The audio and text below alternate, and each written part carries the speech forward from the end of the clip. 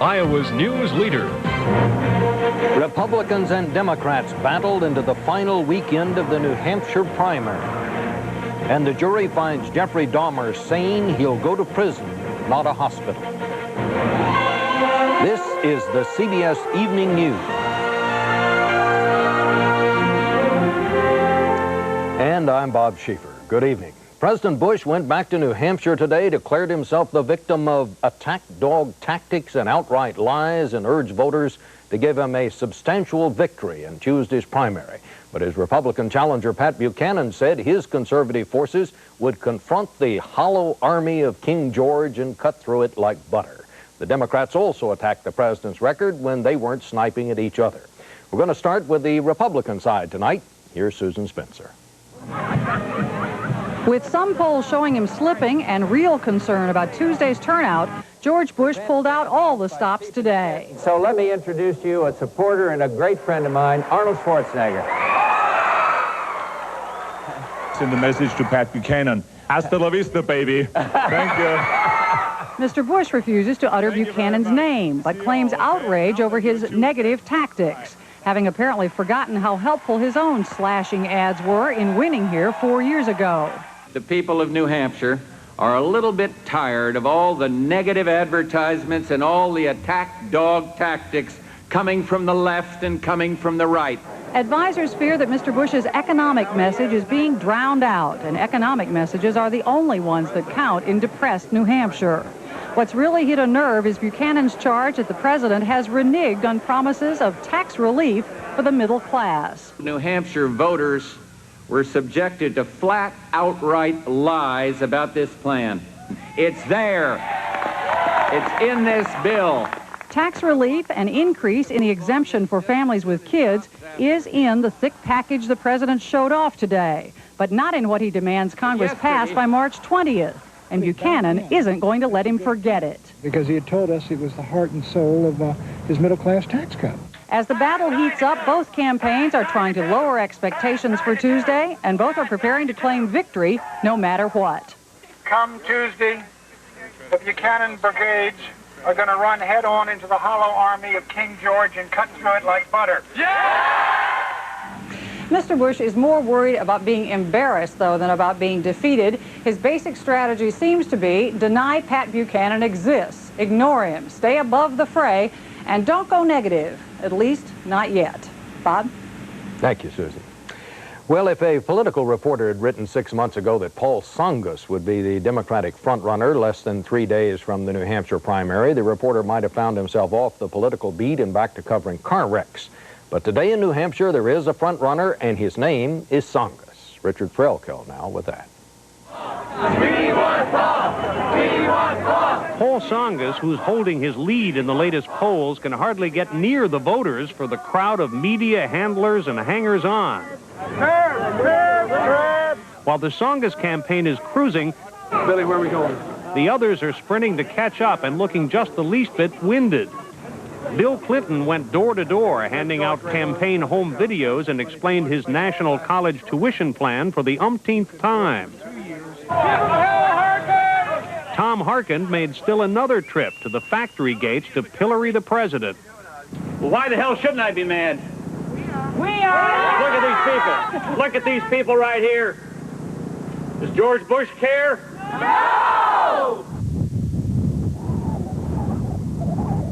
It's a campaign played out against a tapestry of misery. The economy here is in hibernation. Unemployment's at 8%, and it shows. The property will be sold to bidder number one, the mortgagee, for $95,000. The property is a house in Derry, which has been home to David Armijo, his wife, and 5 kids. The mortgage is in default, and the bank has just bought it back. He's a decorated Vietnam veteran, but he's out of work and soon to be homeless, too. It's happening to everybody. I mean, homeless used to be the people out on the street because they were considered derelicts or winos, and now it's families, it's children and, living out of cars and that. Bob and Marie Mulligan live right across the street, and they're 6 months behind on their mortgage. That's what's going to happen to me next. I'm the next one. Check 1, 2, check, check. So this year, New Hampshire voters are looking more carefully than ever for somebody who can make it better. And they're a very tough audience. I want to look him in the eye and see if he's leveling with us or it's just going to be another bunch of political pablum. The need to invest. This year, you sense they want to vote with their heads instead of their hearts and keep their options open. The main themes are there. I'm wanting to know what the fine print is. And if they're more skeptical, more skittish than ever, there's good reason. People here scared? People are very much afraid. As scared as you've ever seen them? I would say as scared as we've ever seen them in the past 20 years. Next Tuesday, in what's likely to be a record turnout, New Hampshire will vote its fears. Right now, the only ones more scared here than the voters are the candidates themselves. Richard Threlkeld, CBS News, Manchester. And still ahead on the CBS Evening News, the report on the Jeffrey Dahmer Sanity verdict, Bruce Morton with some thoughts on Bill Clinton and Vietnam, and the pluck of the Irish competing in the Winter Olympics. Very first time.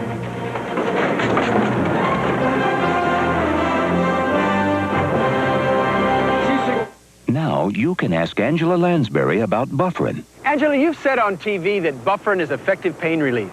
Is it really strong aspirin? I'll say it is. Extra strength Bufferin's the strongest dose of aspirin you can buy. 1,000 milligrams. Angela, how can Bufferin be so strong if it has buffers? That's a good question. I've learned the buffers don't weaken it. They just help prevent aspirin's stomach upset. Bufferin's great pain relief. Shouldn't you discover the strength of Bufferin? Volkswagen's got big news for car buyers. Payment Protection Plus is here.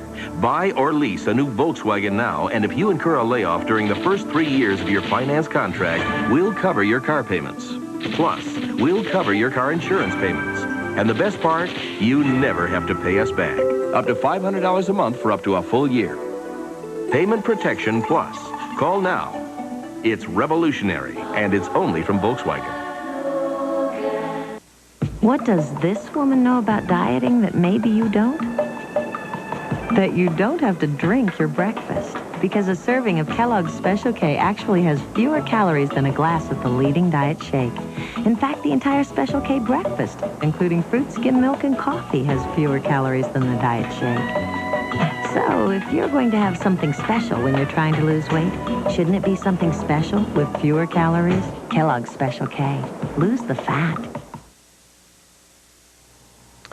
The verdict is in the Sanity trial of confessed serial killer Jeffrey Dahmer. A jury has ruled he was sane when he killed 15 young men. Jacqueline Adams reports from Milwaukee. The Milwaukee jury quickly reached a conclusion about the sanity of confessed serial killer Jeffrey Dahmer. Did the defendant, Jeffrey L. Dahmer, have a mental disease? Answer, no. Dahmer had already pleaded guilty to killing, mutilating, and having sex with the corpses of 15 men and boys. But because he tried to use insanity as an explanation, the burden of proof fell to the defense. Jurors obviously felt defense psychiatrists failed to convince them that Dahmer was so mentally diseased he was unable to stop the slaughter. The truth of the Dahmer situation is more creative, more lurid, and more bizarre than just about any book that anybody's written about sexual horror or sexual murder. Psychiatrists say that's why the Dahmer case has attracted worldwide attention. But they warn there are people who share Dahmer's sexual fantasies, and some may be inspired by his notoriety to act on them. There may be some partial copycats. There may be some people whose inhibitions are partly less because of him. Goodness sake, a person troubled with one of these paraphilias, whatever it might be, voyeurism, exhibitionism, necrophilia, whatever it is, it's time to get help. Dahmer's attorney told reporters that because he had admitted his guilt, he knew he'd never go free. Dahmer took the news that he'll spend his life in prison the same way he sat through the trial, without obvious emotion. Jacqueline Adams, CBS News, Milwaukee. The first major East Coast gaming casino outside Atlantic City opened today, and of all places, rural Connecticut. Tough economic times there have forced residents to take a real gamble on the future. Regina Blakely reports. Yo, 11, take the come, pay the don't come. Here we go! Connecticut's new casino, located on a remote Indian reservation, opened with the promise of much-needed jobs. I've worked at the electric boat for 19 years as a pipe fitter and got laid off 3 weeks ago.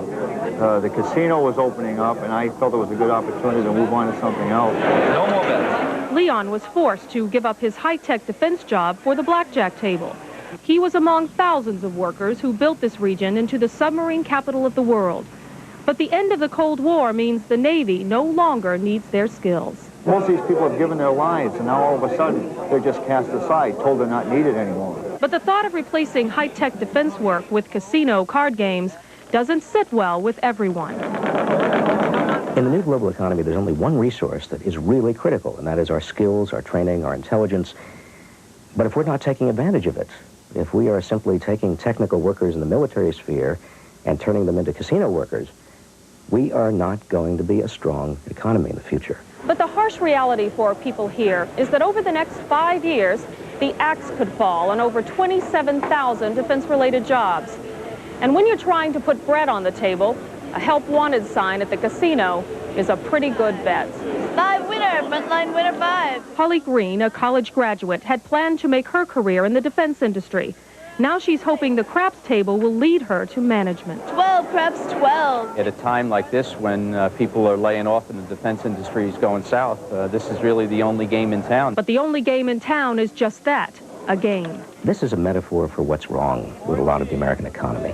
We have a casino economy. We don't have enough people who are actually building things, making things, designing things. No more bets. While opening day holds promise for the casino's future, the larger question remains.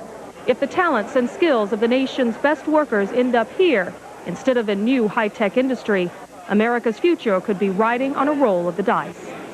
Regina Blakely, CBS News, Ledyard, Connecticut. The recent war of words between Japan and the United States is troubling to many Japanese Americans. It brings back memories of a painful chapter in American history. David Dow now reports from Los Angeles. In downtown Los Angeles today, Japanese Americans observed their own Day of Infamy. The day 50 years ago when President Roosevelt ordered 120,000 residents of Japanese descent shipped off to bleak internment camps. It was an act born of the passions of Pearl Harbor, of a long-ago war, yet to many here, passions with disturbing echoes today. American leaders are fanning the flames of xenophobia and scaping Japan for the failures of its own methods of leadership. Katsumi Kunitsugu spent her teen years in an internment camp. Now she, like many Japanese Americans, worries about the current climate of Japan bashing. Just a feeling that here we go again. Things Japanese are not good, bad. And since you have a Japanese face, you know, you're one of them. It is a fear spawned in part by a rise in hate crimes, vandalism of a Japanese community center near Los Angeles, of 2 cars in San Jose, and hate mail to Asian American activists. I think they don't distinguish between Japanese and Japanese Americans. They're finding scapegoats, and they don't ask you who you are and where you come from. In Los Angeles, home of a heated debate over a Japanese rapid transit contract, even a group of students took their licks at the Japanese and sent them to an irate county supervisor. We have to stop it at all levels, but I'm particularly alarmed when children are discussing issues like this at this level and using this tone and this drawing and this kind of accusation. Japanese Americans held today's observance amid heightened security, a reminder that events like their internment may recede into the past, but some instincts never do. David Dow, CBS News, Los Angeles. It was a day of anniversaries. It was 50 years ago today that British troops in Singapore surrendered to invading Japanese troops. Survivors and their families held services at a military cemetery. Wreaths were laid at a memorial to the thousands who died during the Japanese occupation.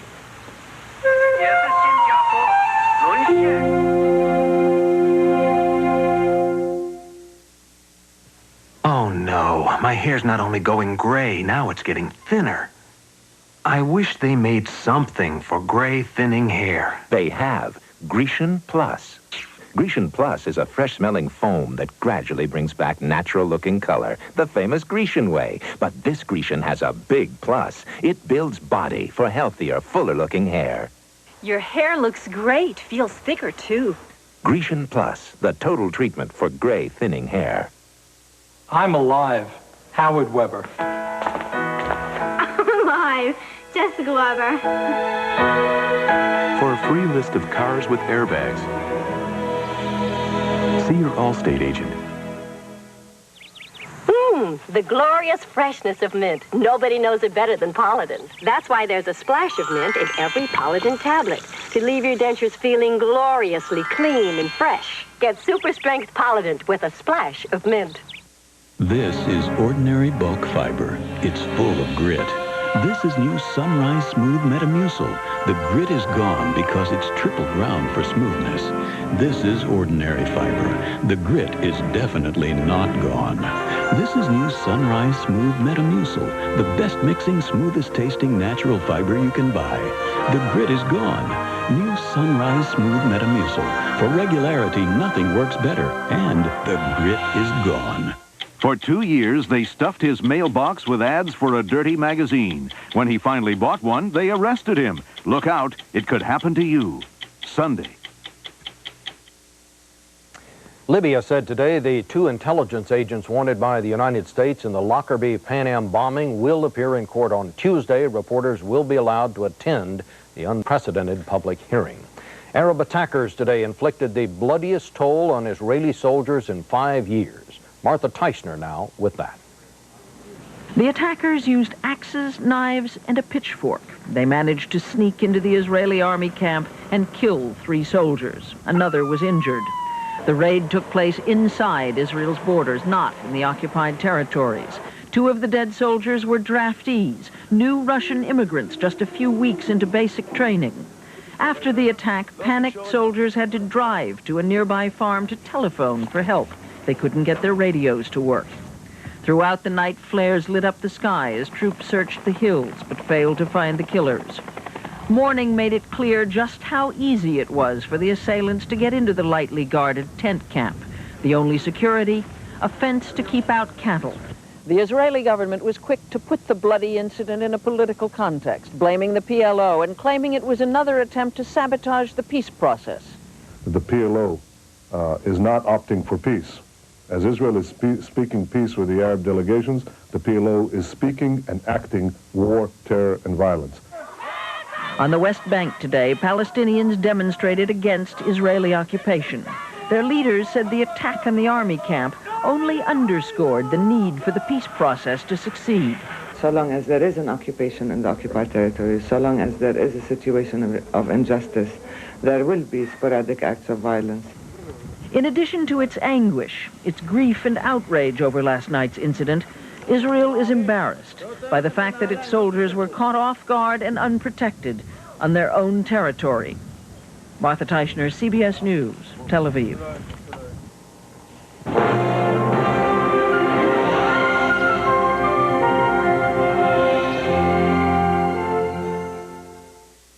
Look what's popping up at free. Special K waffles from Eggo. Once you see how good fat-free can be, oh no, you never let go. No way. It's all mine. Special K waffles from Eggo. Eggo Special K waffles. Crisp, delicious, yet every bite fat-free, cholesterol-free, and just 80 calories per waffle. See how good fat-free can be. Oh no, you never let go. Nah. Special K waffles from Eggo. Today, Tech Shoe Corporation announced a major retail expansion in 25 U.S. cities. When I see a company that looks like a good investment, I check it out myself.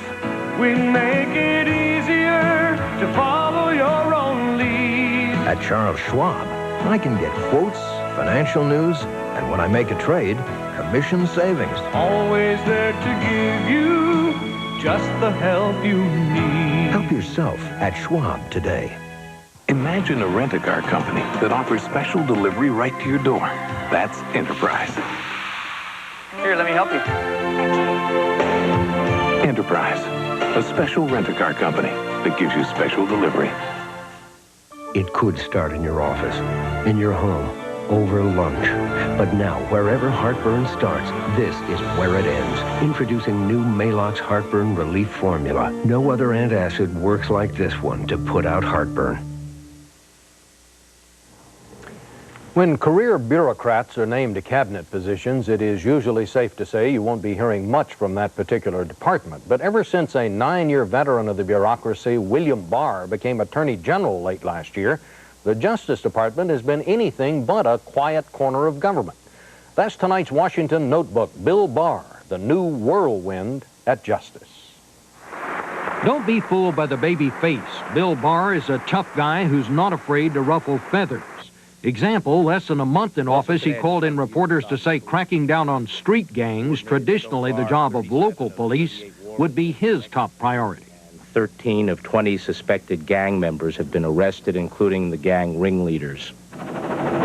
Example, even as a controversial fence was being built to turn back illegal aliens flooding into San Diego from Mexico, Barr went further. He began hiring hundreds of new border guards and swore in some of them himself. To underscore, he meant business. Example, when Michigan Governor John Engler came to talk about judges who are setting prison housing standards so high, states can't meet them and have to release many prisoners, Barr underscored he sides with the governors. I think we should look for a way of extricating ourselves from this situation and getting control of the prison system back in the hands of the people of Michigan. Building more prisons is necessary, but what's needed in the short run, Barr believes, is more common sense about what constitutes adequate prison housing.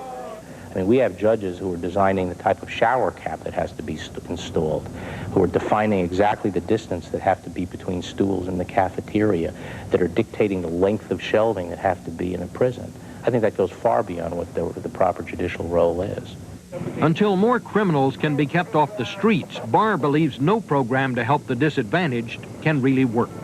One of my lieutenants went to inspect the project, and the people there said the social programs are fine. We like Head Start and so forth, but the thing that really concerns us most are the bullets that fly around here, starting Thursday nights and going through the weekends. It's gang warfare in the streets, and we have to put our kids to bed in the bathtubs to stop the stray bullets. And I've said to people, we're coming to the day of the armored crib. The Justice Department's sudden high profile is already being criticized by some as a grab for publicity, but Barr has no apologies. Some have said that maybe because it is an election year, it might have something to do with it. I was made Attorney General at the beginning of an election year, and if people think I'm going to sit around and do nothing simply because it's an election year, they can forget it. And for sure, doing nothing is one thing Barr has not been accused of. In an administration that's been accused of having no domestic policy, Barr has been moving fast enough at times to create one all by himself. The most divisive war of the century for Americans was the heart of another controversy this week in New Hampshire. That's the subject of Bruce Morton's commentary as he reports tonight from Manchester. It was a time, oh, what a time it was. If you knew young Bill Clinton back then, you knew he was an anti-war activist who'd worked for the Vietnam moratorium, and it was no surprise to find in that letter to a National Guard officer Clinton writing of a war I despise and oppose with a depth of feeling I had reserved for racism in America before Vietnam. If you read the whole letter, you find a young man wrestling with his conscience. Many were in those days. Some fled to Canada, some volunteered, some declared themselves conscientious objectors. Clinton considered becoming a declared draft resistor and rejected it because he knew even then he wanted to be a politician. Some, like Vice President Quayle, joined the National Guard, a way of serving with relatively little chance of being sent to war.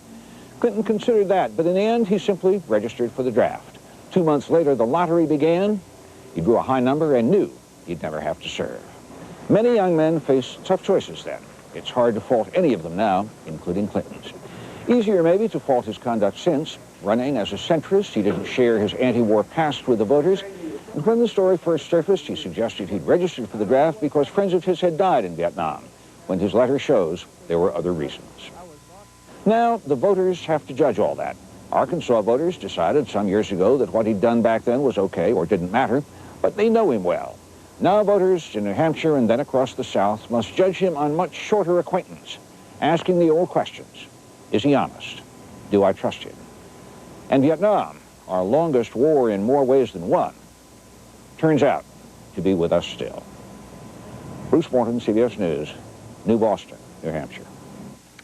Benjamin Hooks, the executive director of the NAACP, said today he's going to retire at the end of the year.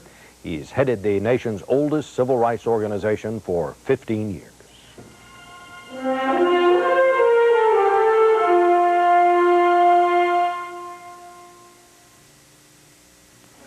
Lakes? What can I say? I mean, they look kind of stupid just sitting there. Lights out, nobody's home. I mean, look, there's no fruit, there's no raisins, there's nothing in here. There's something about this. It's kind of simple. It's really crunchy. You know, I like them. Kellogg's Cornflakes. Kellogg's Cornflakes? Cool. Taste them again for the first time. From the frigid North Atlantic to the treacherous waters off New Zealand, from oceans all over the world comes Red Lobster's World of Lobster. Now succulent rock lobster, petite deep sea lobster, sweet Maine lobster, in delicious combinations and at special prices you'll think the world of. Hurry in now, because this spectacular event ends soon. Red Lobster's World of Lobster. 1874, the first transatlantic cable connecting Ireland and America. It was made by Siemens. That was then. This is now. Today, Siemens makes telephone switches that handle 1 million calls in a single hour, carry voice, text, and data on a single phone line. And at 23 research sites in America, the people of Siemens are developing technologies to connect us all to the future. Siemens, precision thinking. Finally tonight, with the first day of Olympic bobsled competition in the books, the Irish, to the surprise of no one, are way back in the pack.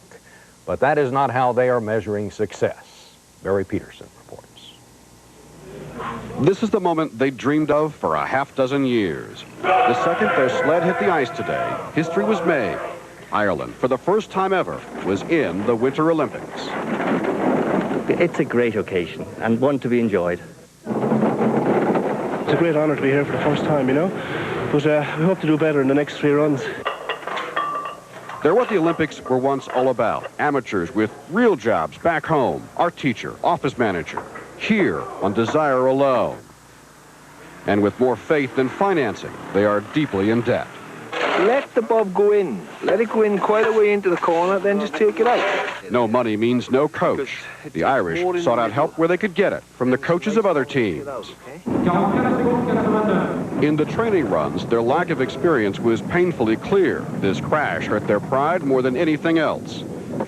No money means no team mechanic. The driver one day is Mr. Fix-It the next. And Mr. Fix-It didn't have the luck of the Irish. The butane torch caught fire. No permanent harm done. Still, once planted, Olympic dreams have a funny way of growing. We come from a country very rich in ideals and sort of approach to life, and we see something, an opportunity like this, we grab it. Someday the gold? Why not? Queen of the land. The Irish finished today low in the standings. The last runs are tomorrow. But they're already hometown heroes. Tonight, Irish eyes are smiling. Barry Peterson, CBS News, Plagne.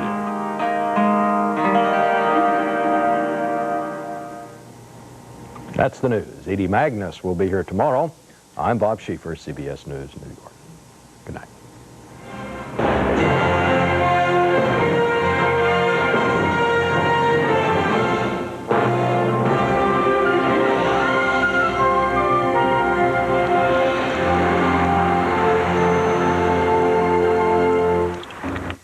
This is CBS. Even if you don't subscribe to the Des Moines Register, you've probably noticed that it's been redesigned, so it's easier than ever to find just what you're looking for. And you may have noticed that the Register has expanded its local news coverage, so you can keep up with what's happening in Des Moines. But you may not